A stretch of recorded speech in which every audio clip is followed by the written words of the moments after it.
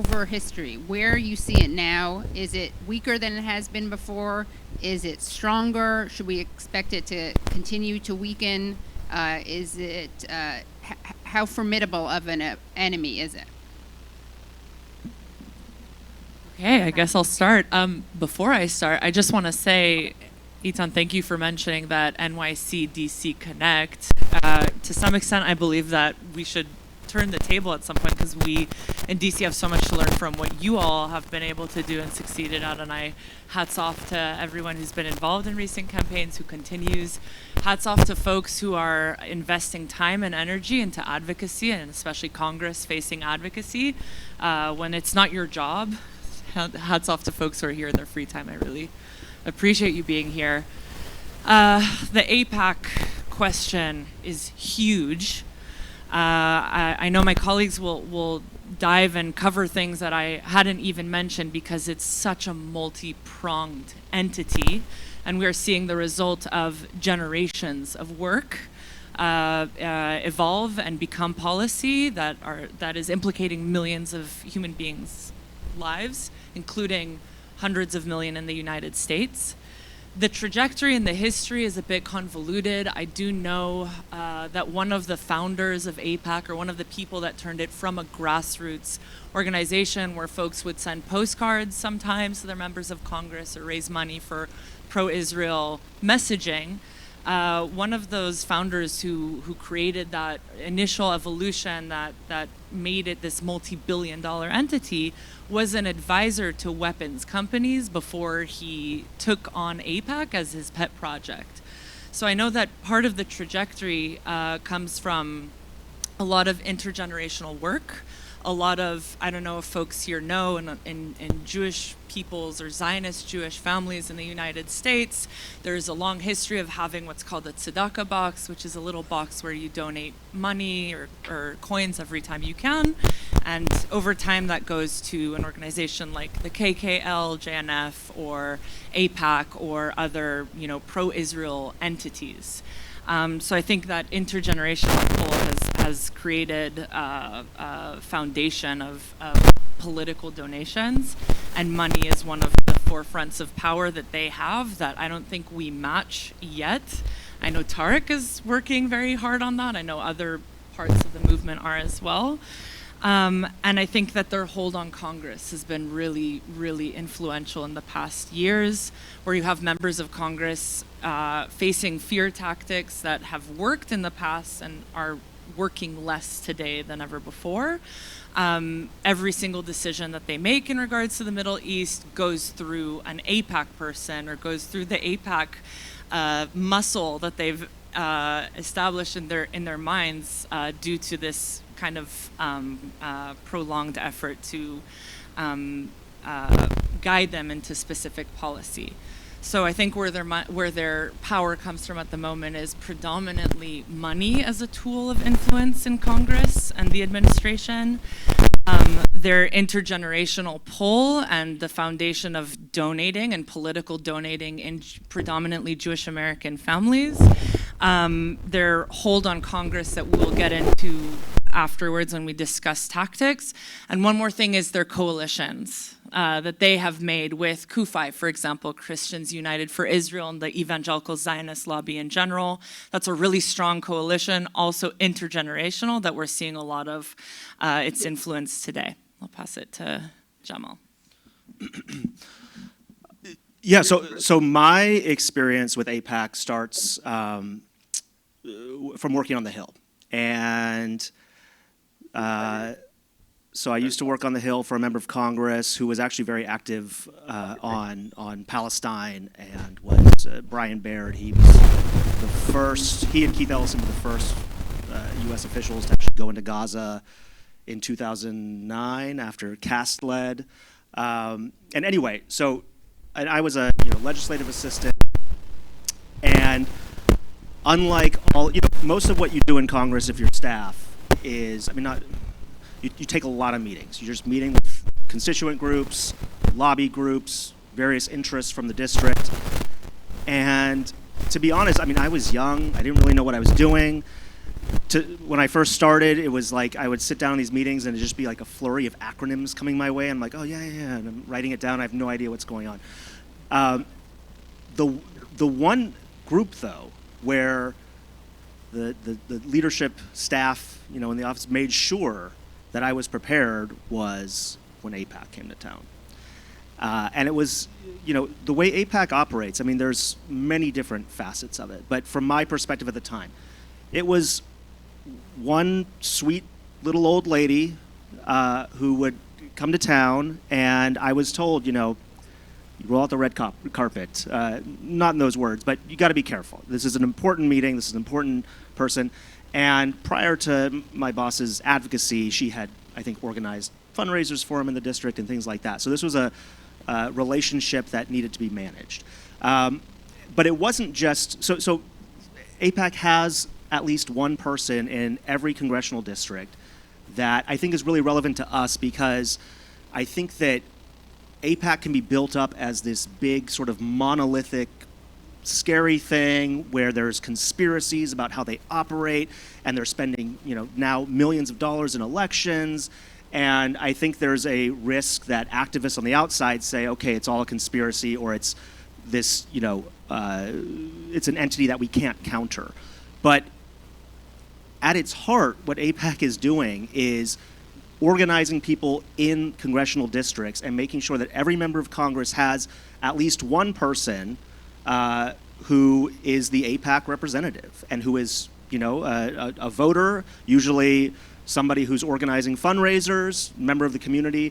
But they are doing, and we'll talk about hopefully all the political spending and sort of the direction they have taken. But at its heart, they are organizing people in districts to advocate for these things. And I say that because I took the lesson from being on the Hill and how, and it wasn't just AIPAC, then we'd have the Israel Project would come in. And they, exact same ask sheet that they put in front of me. And it was usually Iran sanctions. It was, make sure we send the billions to Israel. Here's how much we need to send this year. And then here's the Iran sanctions bill we need to keep America safe or whatever. But Israel Project would come in and they'd always ask me, oh, Jamal Abdi, where are you from? And I'd say, I'm from the district. I'm from Washington State. Thank you. Where are you from? But that's the model that we have tried to set up. This model of where we have people, they need to be organized and they need to have relationships with their members of Congress. Because at the end of the day, through all the political spending, all of the stuff they're doing at think tanks and work in the media and everything, the heart of the operation is these people who are doing what you and I can do, and that's just being organized and showing up. And so fundamentally, that is where they are strongest. Now, just to talk about kind of how AIPAC has changed, I mean, AIPAC, so AIPAC was always the strongest group on the Hill, and this, organization that would just dictate to members of Congress what they needed to do. And the implication was always, AIPAC was not a PAC. It was, Public Affairs Committee or something, but they didn't actually formally raise money for candidates. They had a constellation of individual donors, affiliated organizations like NORPAC, other political groups, but AIPAC was actually a policy and lobbying organization. And in 2015, after much lobbying by AIPAC to impose sanctions on Iran, crippling sanctions, broad sanctions, they worked to tank, Obama's initial efforts at diplomacy by going through Congress to sort of force the White House's hand on sanctions to try to kill talks. But anyway, 2015, the nuclear deal happens. And this was, AIPAC's top priority was to prevent any rapprochement between the U.S. and Iran, and to any normalization and bringing Iran in from the cold was, like their worst nightmare. And 2015 is when Netanyahu came to Congress, went behind Obama's back to lobby against him in front of the entire Congress, all this sort of unprecedented stuff. And for the first time, you started to have Democrats saying, I don't trust this organization. This organization is actually out for us. For a long time, AIPAC was viewed as this bipartisan group that would work with everybody. They donate to everybody. They raise money for everybody. That changed in 2015 over the nuclear deal. That really broke the back of AIPAC. But when you have a group like that has a decades-long history, crazy amounts of money, crazy amounts of just organization and formal ties, they retooled. And so by 2018, 2020, AIPAC decided to sort of take the mask off and say, all right, we are a PAC now. We are not going to coyly, you should sign this sanctions bill or, send billions of dollars to Israel and wink, wink, we're going to have a fundraiser for you. They just said, okay, we're just raising the money and we're actually going to just scare people with the amount of money that we raise. And so they formally became a political action committee. They set up a super PAC, United Democracy Project. They spun out a affiliated group called DMFI, Democratic Majority for Israel. And this was because after 2015, they realized they were losing ground among particularly progressives, but with Democrats. And so they changed their operation into what it is today, which is just this blatant, we're going to dump $20 million in Jamal Bowman's district to defeat him from Congress. We're going to raise money, and it's all out. So it's all out in the public. And I think we're now at this moment, though, where the backlash has come. And it's actually, AIPAC's motto used to be a lobby flourishes in the darkness and dies in the light. That's Rosenberg. That was like it was actually a haiku, believe it or not. It was a haiku that he wrote. I don't know the meter, but it was something along the lines of a lobby flourishes in the darkness, dies in the light, and that's how they used to operate. Now they are in the light. They are doing all this stuff very publicly, and I think this is an opportunity now to use that against them because this calculation worked for a couple of cycles. They knocked off Cori Bush, they knocked off Andy Levin, they knocked off Jamal Bowman, but now the backlash is coming, and thanks to the work that activists are doing, groups that are in the room, groups like Track AIPAC, really exposing them and making it toxic to be affiliated with this group. And so I think that lovely haiku is going to be one that resonates in the ears of the staff at AIPAC because they came into the light, and now we're going to expose them and actually turn it against them.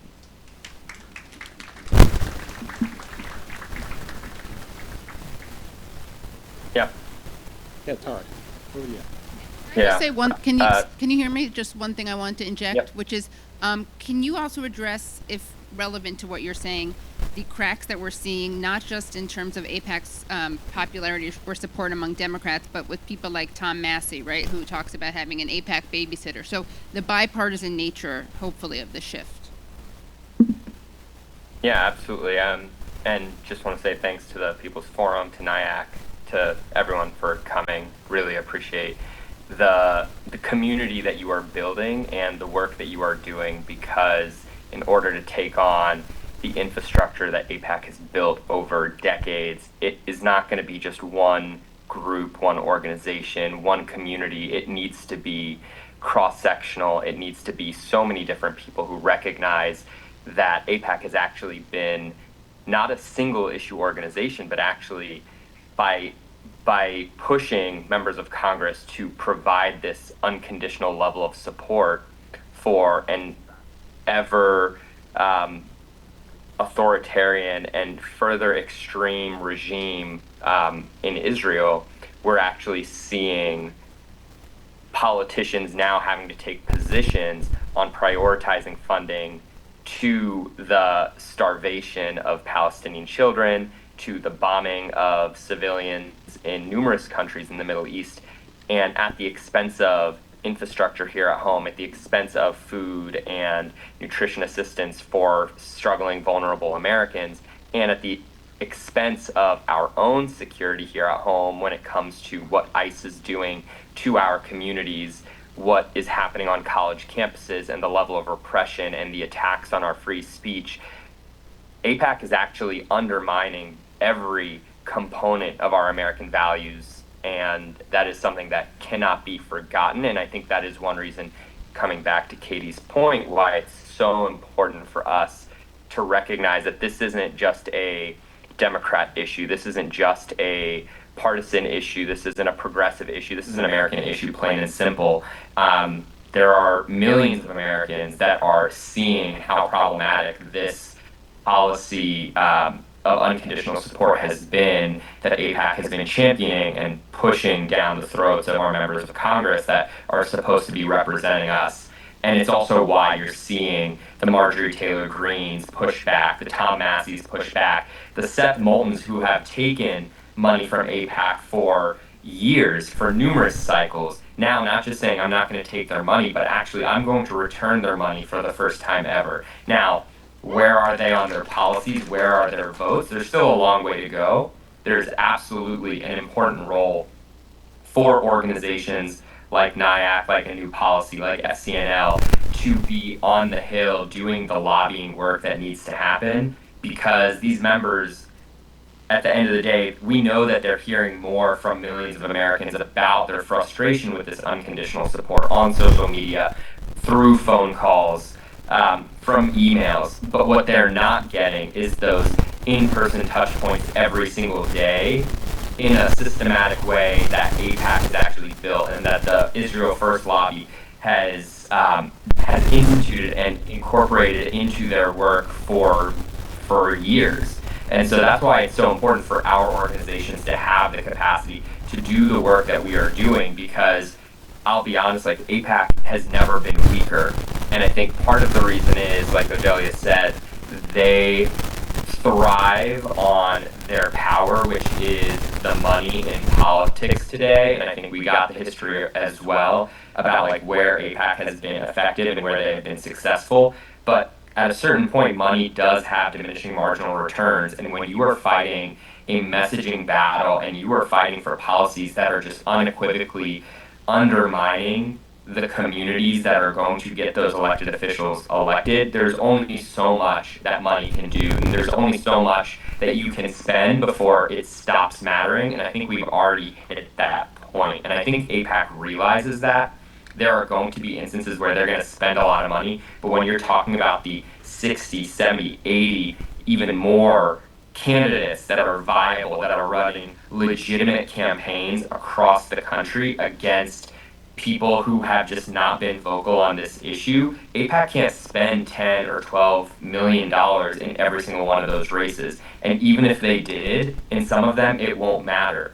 The reality is, and I love Jamal and I love Corey, their races in 2024 were already vulnerable. For Jamal, it was in particular because of redistricting. It gave AIPAC an opportunity to send a message, and I think they capitalized on that. But their shadow extends far beyond their actual power projection. So they are trying to send a message. They are trying to scare politicians, and I think those same politicians that used to be fearful are no longer, because they are realizing that AIPAC is carrying a message that isn't resonating with voters. And I think it's our job to build the infrastructure and the political power in our communities to get people mobilized, to get them to be part of the solution. And if AIPAC is the problem in American politics, then we need to be collectively the solution. And that's why we need organizations like A New Policy that are doing this work, that are creating opportunities for millions of Americans to be part of something that they feel like they can join.